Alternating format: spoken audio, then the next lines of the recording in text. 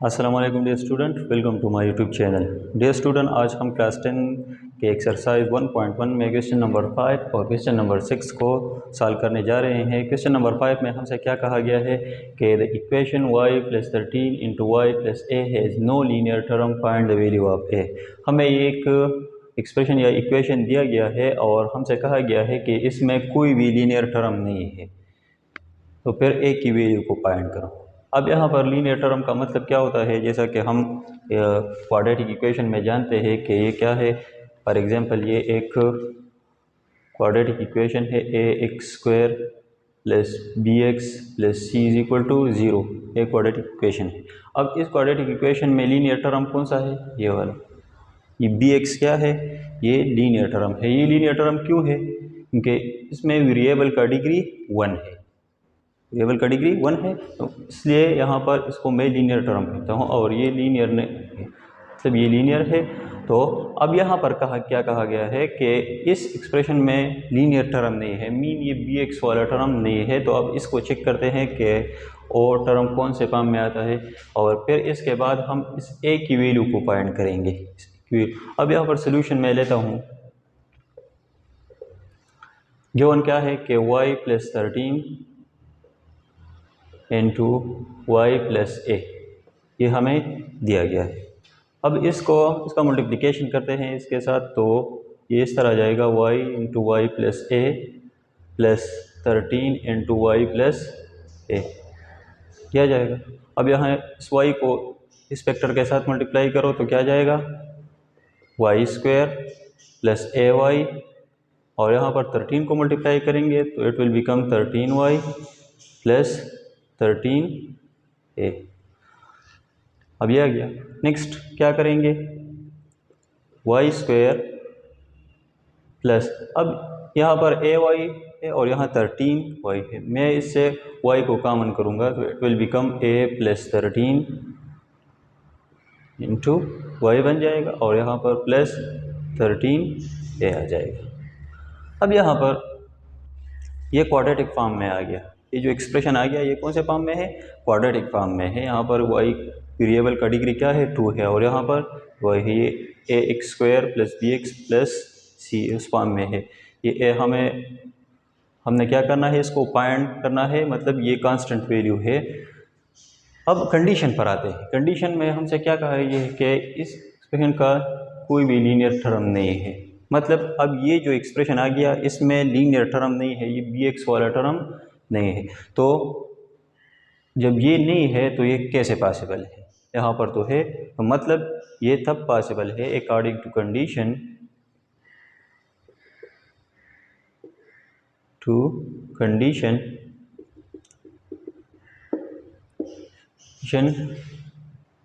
is no linear term,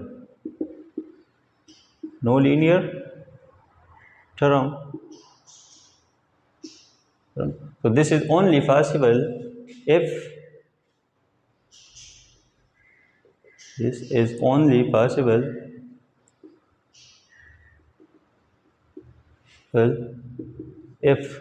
a + 13 = 0। अब अगर इस इक्वेशन में मैं a + 13 को 0 के बराबर ले लूँ तो क्या आ जाएगा। यहाँ पर a + 13 = y है, सॉरी a + 13 × y है। यहाँ पर अगर मैं a + 13 को 0 के बराबर ले लूँ तो यहाँ पर 0y मीन 0 आ जाएगा। तो ये जो लीनियर टर्म है ये ख़त्म हो जाएगा। तो फिर हम उस कंडीशन पर आ जाते हैं कि यहाँ पर इसमें क्या है, लीनियर टर्म नहीं है। तो ये तब पॉसिबल है अगर a + 13 = 0 के बराबर है। अब हम यहाँ से इसको डायरेक्टली फाइंड आउट कर सकते हैं। तो मीन a किसके बराबर आ जाएगा, -13 की। तो a की वैल्यू हमने फाइंड की। a की वैल्यू क्या है, -13 है। अच्छा, अब क्वेश्चन नंबर 6 पर आते हैं कि क्वेश्चन नंबर 6 में क्या कहता है हमसे कि the equation ax² + 5x = 3 has x = 1 is a solution, what is the other solution. अब हमें ये एक इक्वेशन दिया गया है, ये इक्वेशन दिया है और इसका एक सोल्यूशन भी दिया है। कि x इज इक्वल टू 1 है, x is equal to 1 mean this is the solution of this equation. अब इन हमसे और क्या चाहता है कि what is the other solution, इसका अदर सोल्यूशन क्या है। तो दूसरा सोल्यूशन को हम फाइंड करेंगे। ये एक्स स्क्वायर है, क्वाड्रेटिक इक्वेशन है। क्वाड्रेटिक इक्वेशन के दो सोल्यूशन होते हैं, मतलब टू रूट्स होते हैं। इनमें एक दिया गया है और दूसरे को हम फाइंड करेंगे। तो इसको कैसे फाइंड करना है, सोल्यूशन में दूंगा। यहाँ पर गिवन इक्वेशन क्या है कि ए एक्स स्क्वायर प्लस 5x और यहाँ 3 है तो इसको इस तरफ शिफ्ट करूँगा तो -3 is equal to 0 standard form में इसको लिखेंगे। अब यहाँ पर क्या करेंगे, इस x की वैल्यू को पुट करेंगे कि जब मैं x की वैल्यू को पुट करूँगा तो मुझे a की वैल्यू मिल जाएगी। यहाँ पर ये a जनरल फॉर्म में है, मुझे स्पेसिफिक वैल्यू की ज़रूरत है इसकी। तो जब मैं स्पेसिफिक वैल्यू को फाइंड करूँगा तो फिर फर्दर इस इक्वेशन को सॉल्व करूँगा तो मुझे दूसरा वैल्यू जो है वो मिल जाएगी या दूसरा सोल्यूशन हमें मालूम हो जाएगा। यहाँ पर पुट करते हैं कि put x is equal to 1, तो यहाँ पर क्या जाएगा, a into 1 square plus 5 into 1 minus 3 is equal to 0। Next क्या जाएगा, यहाँ a आ जाएगा plus 5 minus 3 is equal to 0। This implies that a plus 2 is equal to 0 and this is equal to आ जाएगा a इज इक्वल टू -2। तो a की value क्या आ गई, -2 आ गई। अब a की वैल्यू हमें मालूम हो गया कि a क्या वैल्यू है, तो मैं यहाँ पर इस इक्वेशन में पुट करूँगा। तो putting a is equal to -2 in given equation, given equation में इसको पुट करना है। तो यहाँ पर ये कौन से फॉर्म में आ जाएगा, -2x square plus 5x minus 3 is equal to 0। अब मैं यहाँ पर जो x स्क्वायर का कोफिशिएंट है इसको पॉजिटिव करूँगा। तो पॉजिटिव करने के लिए मैं यहाँ से माइनस कॉमन करूँगा, इस होल एक्सप्रेशन से माइनस को कॉमन दूंगा। तो जब यहाँ से माइनस कॉमन हो जाएगा तो it will become positive 2x square, this will become -5x and this will become positive 3 is equal to 0 आ जाएगा। अब मैं इस माइनस को यहाँ शिफ्ट करूँगा तो यहाँ पर ये 0 के साथ मल्टीप्लाई होगा तो अगेन 0 आ जाएगा और यहाँ पर ये इस फॉर्म में आ जाएगा 2x square minus 5x plus 3 is equal to 0। अब ये जो क्वाड्रेटिक इक्वेशन आ गया इसको फर्दर सॉल्व करेंगे। मैं यहाँ पर पिक्चराइजेशन के ज़रिए इसको सॉल्व कर रहा हूँ, आप लोग क्वाड्रेटिक फार्मूला या कंप्लीटिंग स्क्वायर मेथड से इसको सॉल्व कर सकते हो। मैं डायरेक्टली पिक्चराइजेशन कर रहा हूँ। पिक्चराइजेशन का तरीक़ाकार क्या था कि मैं इस 3x के 3 को मल्टीप्लाई करूँगा किसके साथ, 2x स्क्वायर के साथ मल्टीप्लाई करूँगा। तो यहाँ पर क्या आ जाएगा, इसके मल्टीप्लिकेशन से 3 2 6 और यहाँ x स्क्वायर आ जाएगा। अब इस मिडल टर्म को